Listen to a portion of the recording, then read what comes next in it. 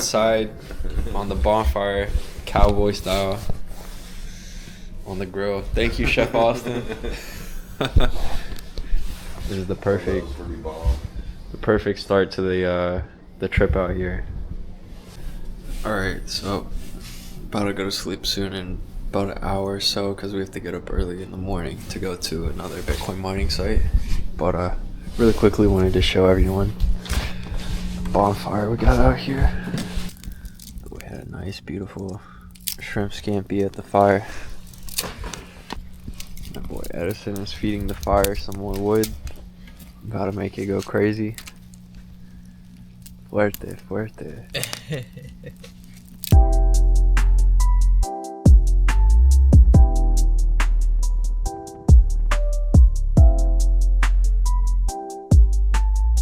Pulling up on Buc-ee's out here in Austin, Texas. Here we are at Buc-ee's. Buc-ee's out here in Austin. We got 86 gas station in there. We're stopped out here at the Buc-ee's. Nice cold Texas morning. Fueling up the bourbon. Getting ready to go out to some mining sites. We're gonna do an audit today, so we're gonna go inspect, make sure that all the pallets have all the machines that are supposed to be there, and that the site containers and buildings have all the machines that are supposed to be there on the racks that are supposed to be there, and that they're running properly. So stay tuned for that. It's about an hour drive from Austin to this site that we're going to. And yeah, hope to see you guys there.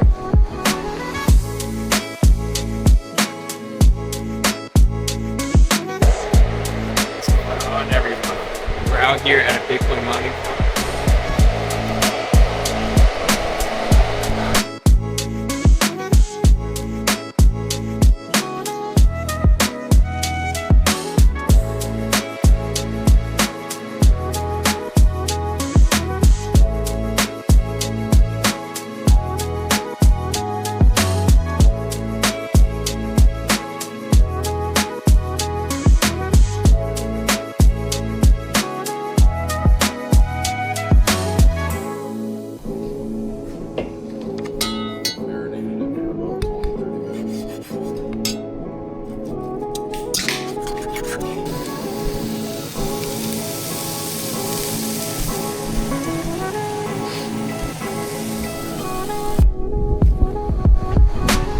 Here we were enjoying our bonfire, and an armadillo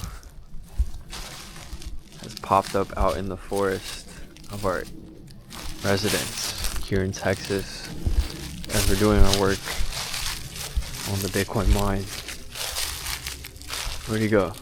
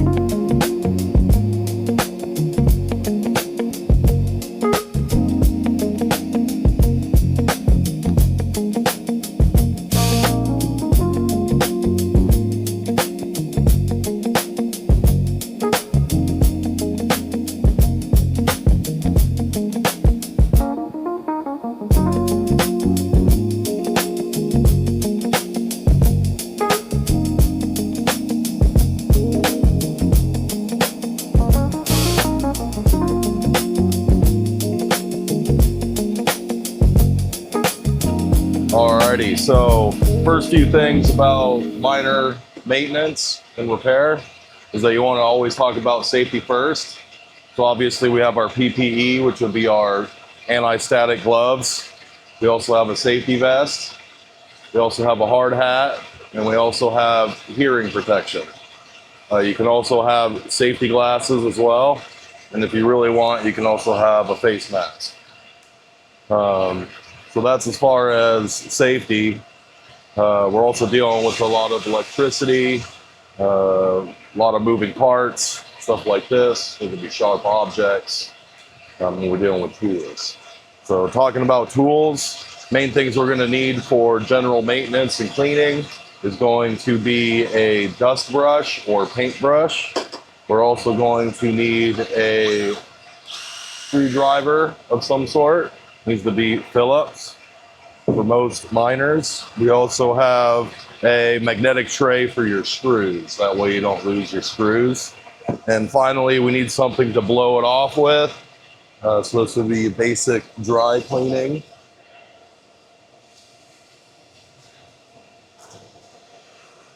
So this is compressed air. You can also use a leaf blower or things like this. Now, first thing we want to do is loosen this screw. We usually don't want to take it all the way out. Once it's loose, it gives us access to the control board area.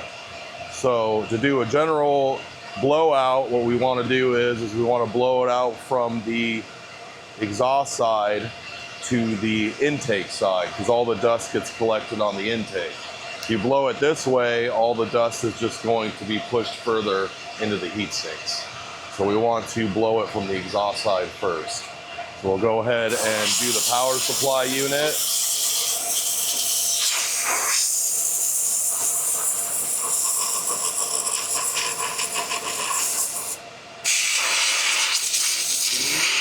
We also want to get in here if we can.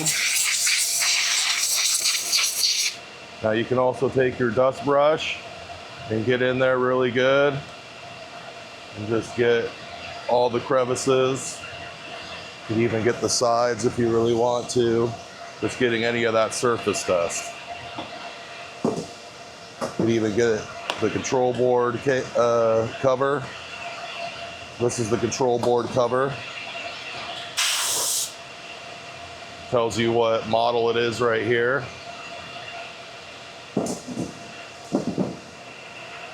You also want to get where the hash boards are. This one has 3 hash boards, 1 control board, and a power supply unit. It's got 4 fans, 2 in the exhaust, 2 in the intake.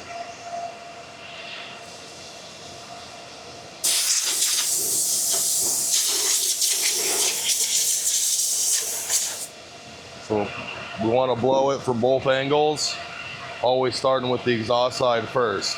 Now, if we want to do more than just a basic cleaning, we can do more of an intermediate dry cleaning, and that's where we would take this apart and take the hash boards out.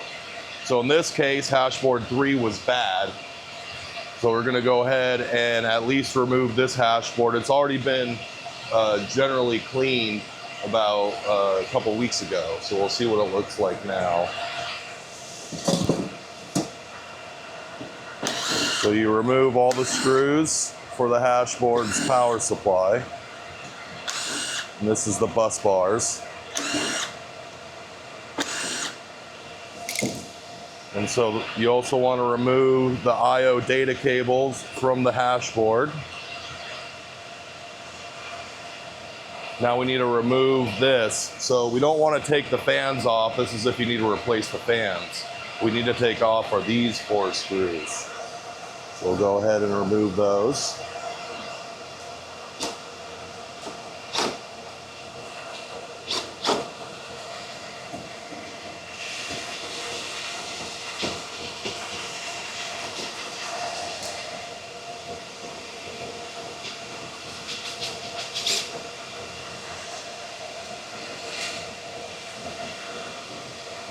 So I like to hang it off the table like this.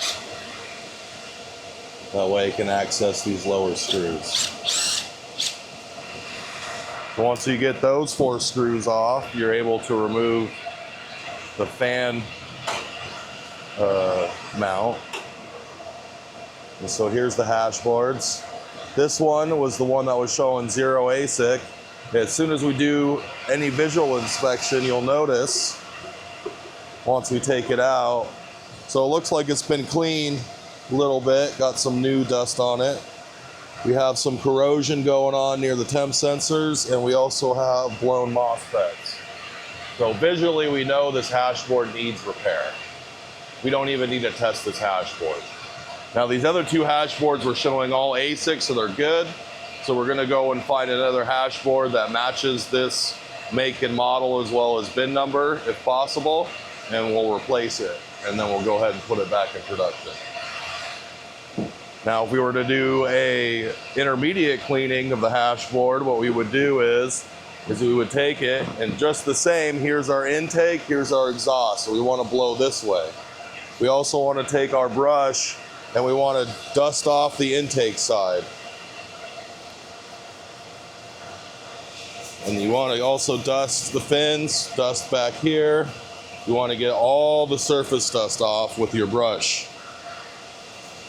That'll loosen everything up. Then you come in with your blower from the exhaust side first. You want to make sure you're getting into the fins as well. And then you can come and do the opposite way. So exhaust side first, and then you can come back towards the intake side. Boom, there it is. So now this will have to go out to repair.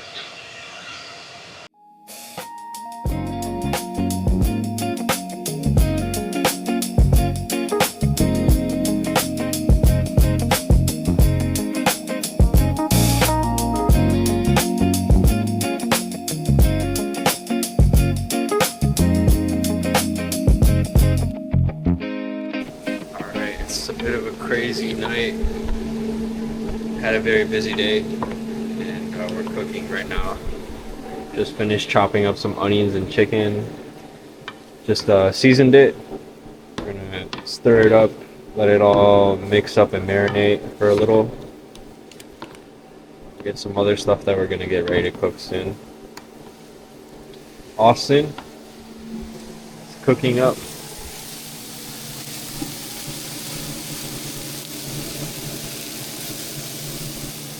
All of these veggies are about to go onto the fajitas. We're making chicken fajitas. Giant campfire out in the back of this house.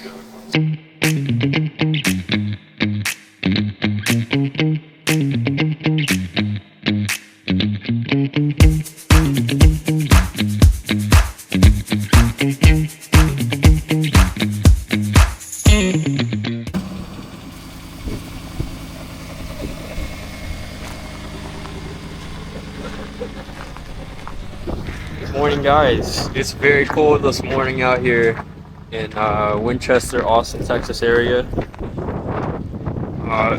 This winter storm came through out here in Texas, so we shut down the Bitcoin mine, aka the Crucible. That's one of our sites out here. Went and shut that down, helped Austin take care of that. We finished the audit on behalf of a client out here. Did some audit and consulting for them, and we're packing up. We're about to hit the road and then head out to West Texas and take care of some stuff out there. It's really cold this morning, letting the Suburban warm up. We're packing up just the final pieces of our gear inside, and we'll hit the road. And not sure what to expect, but we didn't seem to get too much snow out here. It's not really that thick. A little bit of ice, but it's nothing to be scared about, I don't think. So stay tuned for some footage of us heading out to West Texas, showing you all of that, and whatever we end up doing out there.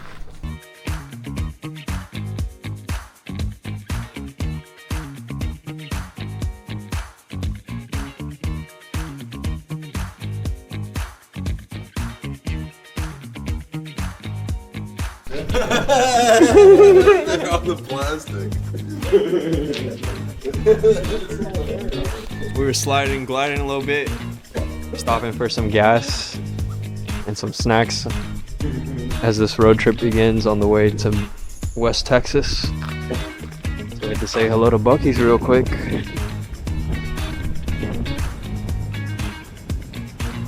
Not a lot of people are out here on the roads. Most of the main roads haven't even been salted, to be honest. There's a lot of black ice. You can't probably see it right now, but like all of this is black ice that we are walking on right here.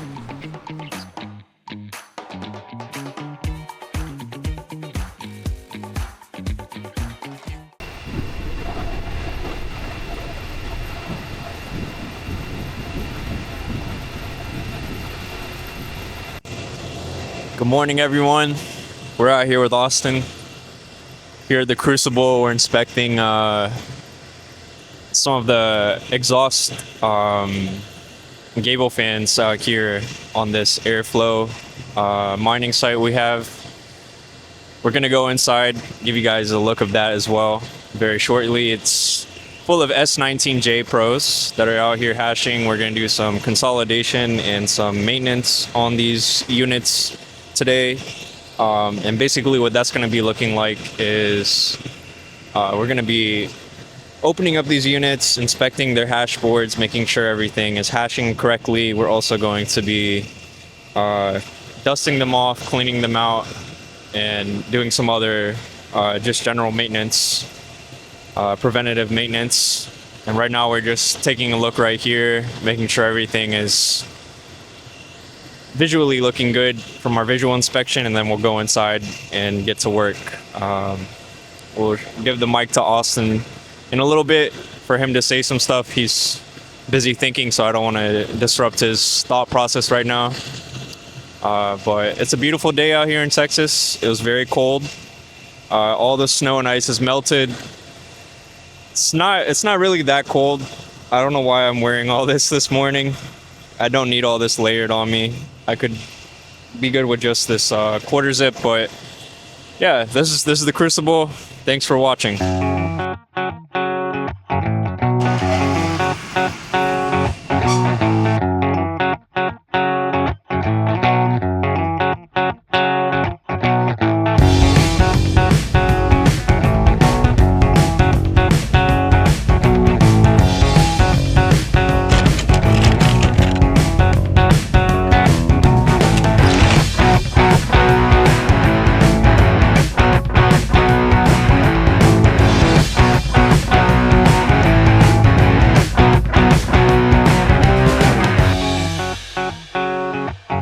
So this is the first shelf on that rack.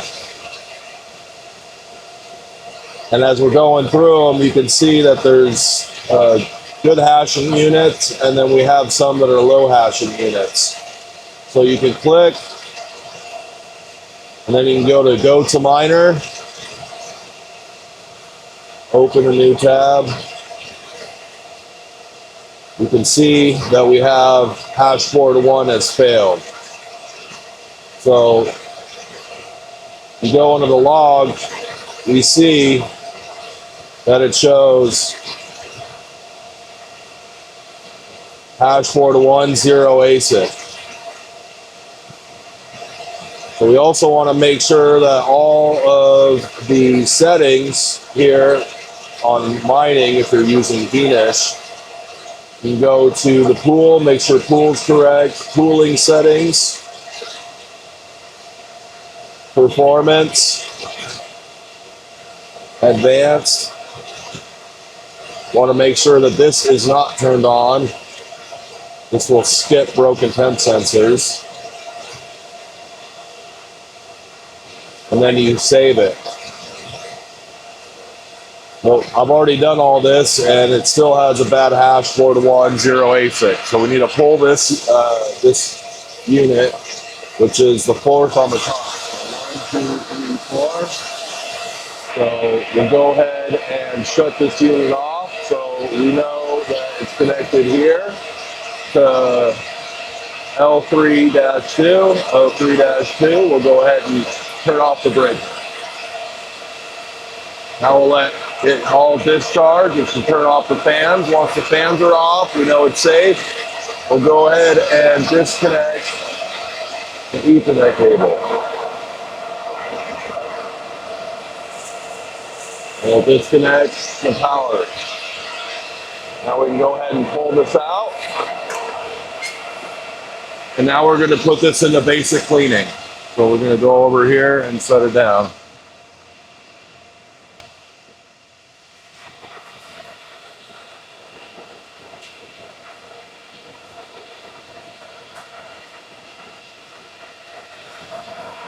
We disconnect the power from the breaker first. Whoopsie. Making sure you're only powering off the ones that belong to it, right? We don't want to turn off the good miners.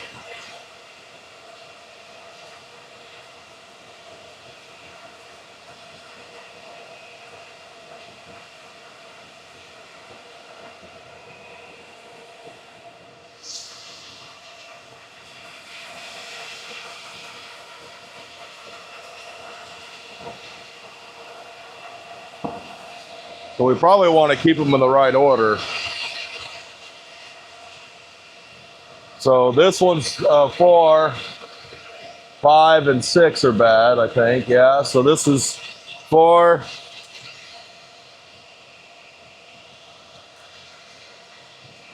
Here.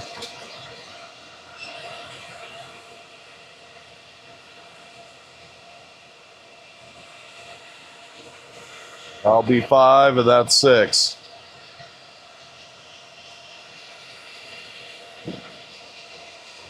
Then that one's 4 and that one's 1. Did you make sure that this was 4, 5, 6, or did you just swap those? No, that's 4, 5,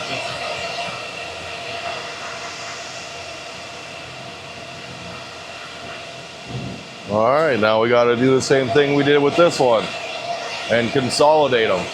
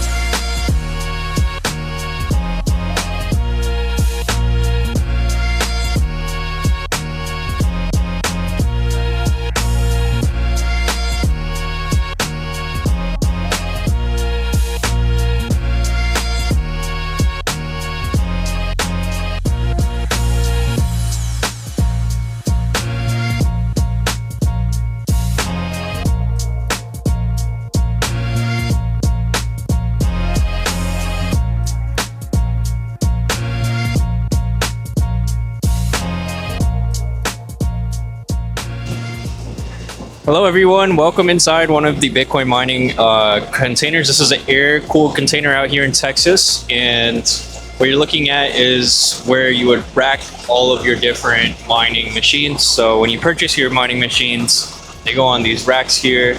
This is an empty area that's just a good spot I wanted to show and illustrate what it looks like when it's empty. We have the gable fans exhausting some air out, because on the other side of this container, there are some racks with some computers that are actually mining Bitcoin right now. But right here is just a good look of what it looks like when it's empty. We're gonna go take a walk over to a bit down this container where it's completely full and the machines are running. I hope you guys can hear me in here. And then on this side right here, these are our air filters. So this is where the cold air is coming through, just like if you had a car. Your car has an air intake and an exhaust. Same idea with mining. This is where the cold air is coming through. These air filters are making sure no dust or any solid debris is coming in and tampering with our machines. It just makes it a little bit easier for all of the computers to mine Bitcoin more efficiently without having to be taken down as often for maintenance and dusting and things like that. And here you are at this side. We have some machines running. This one isn't completely full, but there are some machines in there. They're hashing away. This container is mostly used for testing. So these machines here, we're under doing some repairs or maintenance and are sitting right here for testing. And this is the power control breaker unit switchboard that will allow you to control all of the power that comes in and out of this container. We have some machines on the floor right there that are pending being put in. And this is a look of the container from the outside. This is a 2-floor setup, so we basically have the same container that you see right here sitting on top of one that we put down there. So we put one just on top of another, like you were stacking Lego bricks. And this is basically it. It's about 10 feet tall in height, and I believe this is a 20-foot configuration we're looking at. Don't quote me on that. It might be a 40-foot. But thank you for checking out this, and I hope you enjoy all of the content footage that we've been able to get for you guys out here. It's been an amazing trip out here in Texas, and we've learned a lot, and I hope all of you guys can learn a lot from these videos and all of the knowledge we were able to capture. Thanks.